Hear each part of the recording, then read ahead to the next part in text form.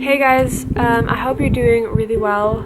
My name is Tara if you don't know who I am. And today I'm going to be making a video that is very unlike my other videos, and it is just going to be very raw, very unedited, no production value whatsoever. I'm just going to be talking about something that's very important to me, which is Christianity and faith. So I've always wanted to make this video, and I've kind of talked about being a Christian in my other videos here and there, but I've never just sat down and made a video just discussing my story. Just never felt like I had the right words to say it, but my YouTube channel is almost a year old now, the end of May, so I've been on here for a while, and this whole YouTube channel is just sharing my life, and this is a huge part of my life. I'm just going to talk to you about being a Christian and what that's looked like in my life. The point of this video isn't to try to convert you. I just simply have a story, and I can just speak for myself and what God's done in my life. Ultimately up to you what you believe in. I don't want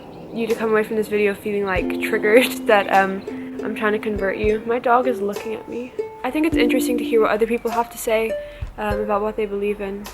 I'm just rambling now, so I'm just gonna get on with the video because otherwise we'll be here for 15 minutes doing an intro. So I am a born-again Christian.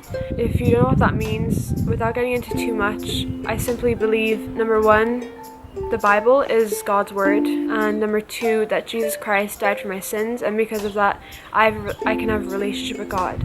So I would not consider myself a religious person. Religion is basically just following a bunch of rules in order to achieve something, but I have a relationship with God. So what does that mean? It's not once I said that to somebody, they were like, is that you're dating God? I was like, no. A relationship with God just simply means like a relationship with anybody else. It's they're your friend. You get to know them, you spend time with them in order to make your relationship grow.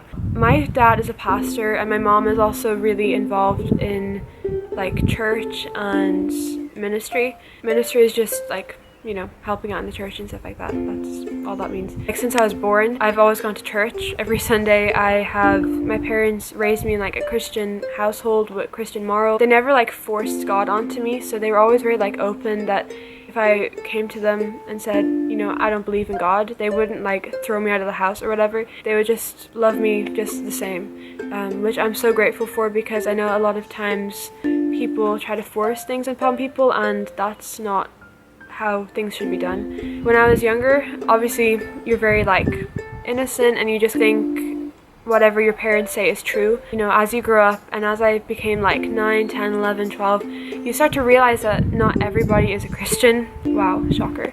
As I got into secondary school or high school, if you live in America, started to get a little bit more influenced by my friends, and just started to question it all, because I didn't really understand it fully. I just kind of took it as it came. So yeah, I was just kind of going to church, just kind of going through the motions, not really believing it for myself, just kind of doing it because that's what we just always did. So I was never a rebellious child or anything. I just kind of went through the motions, didn't really think about it that much. And the church that my parents were pastoring at the time was kind of very more traditional, and both my parents were just really unhappy there because didn't want to reach out to the community. They just wanted to stay in their own little holy huddle. And my parents, that wasn't their heart for our town and why they moved down here. They decided that we were going to actually change churches. I was just after turning 10. My parents had already stepped down from being pastors at our church, and they decided that we were going to look for a new church because I was getting to the age where I was going to become a teenager, and they just felt it was important for me to have a youth program, which our old church didn't have. And we started looking for other churches. Yeah, so we eventually came to a church called Lighthouse. My parents just loved it, and we have just been there ever since. Yeah, so we just got super involved with that. They have my dad also became a pastor there. Honestly, there wasn't one moment that defined now I'm a Christian or now I believe it for myself. It was just a process, and that's what Christianity is. It's just a process of knowing more about God. Yeah, I just really got to experience God and really understand who God was for myself, and not because my parents believed it, but because it was genuinely my decision, because I realized that I looked at other faiths and other beliefs, and life is confusing, but it's even more confusing without God, if that makes sense. So no, I don't know all the answers, and I don't have all the right words to say, but life makes more sense with God, and that's honestly why I believe in him, because he has given me so much peace throughout really anxious times in my life, and even in the good times of my life, he has just been the constant like source of joy and comfort there. He's just really good, guys. So yeah, that's kind of like my story, and like I'm really involved with like youth now. We actually just relaunched our youth back last night, so I help lead that team. It's been an amazing journey, and I could go into more like a ton more detail, but that's just kind of like an overview of the story. It is hard because unlike America, so on my last video that I visited America, it's a really strong Christian culture, but in Ireland a lot of people are Catholic or just don't have any beliefs. You kind of get like looked at weirdly in school for being a Christian because it's not normal.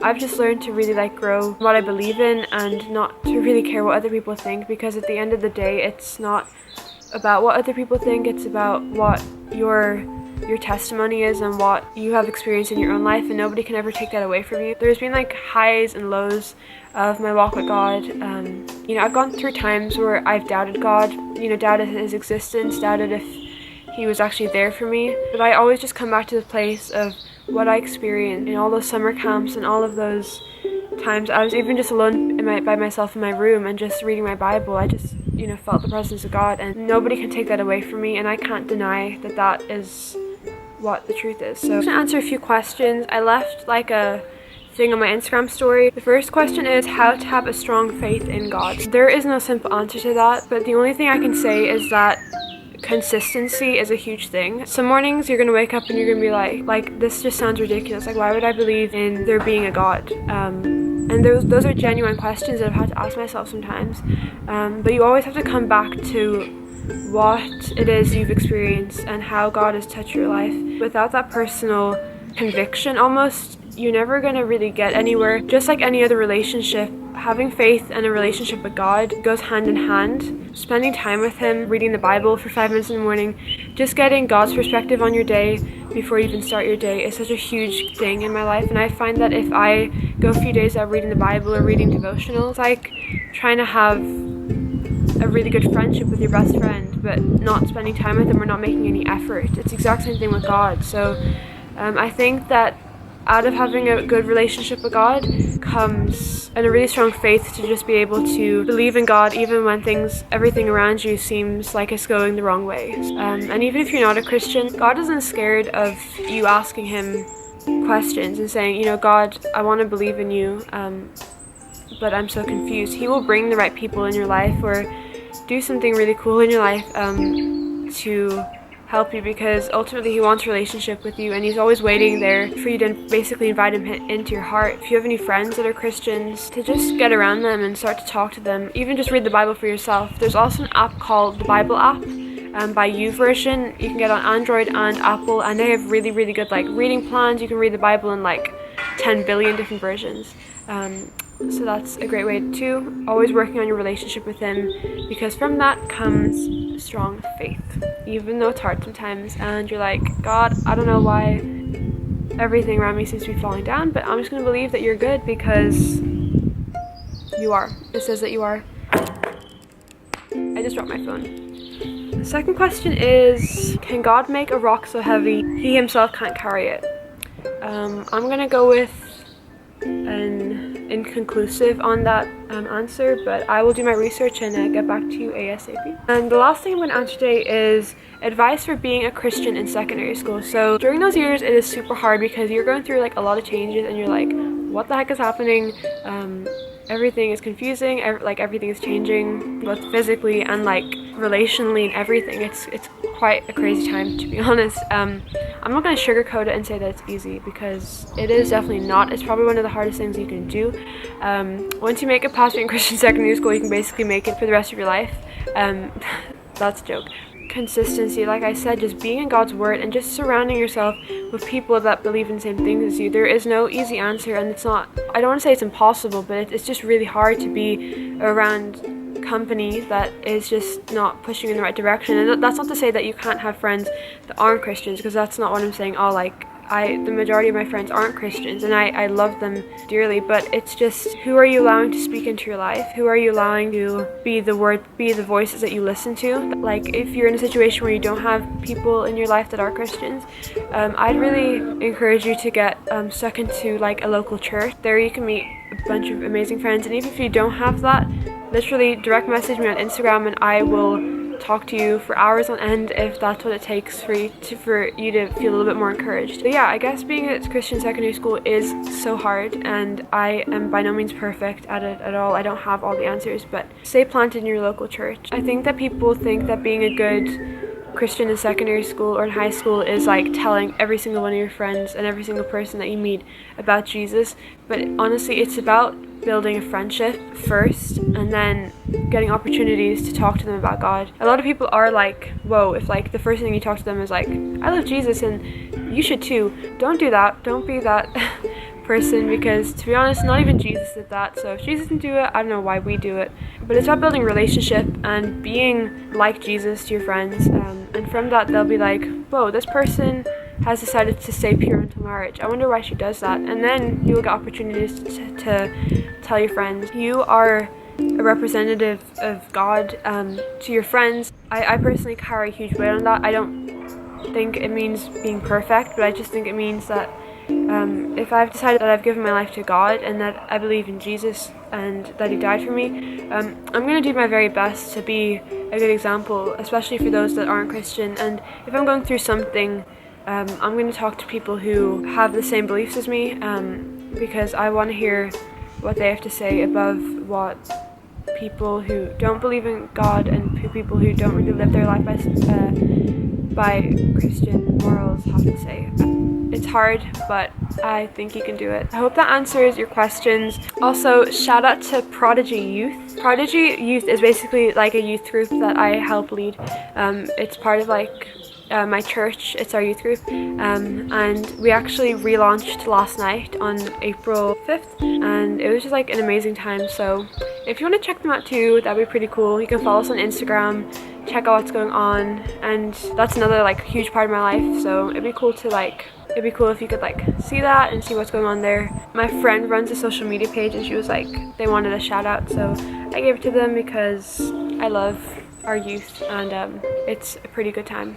You don't go to your youth group in your church, please like get stuck into that and like get involved, because youth is honestly the best thing you can do as a Christian teenager, because it's just a place where you get to like have fun and like just get to meet up with like a bunch of your friends and talk about God and like play games and whatever you do in your youth group. But I would just really encourage you to get stuck into that, because it is such a good way to stay close to God through teenage years, because they're hard sometimes.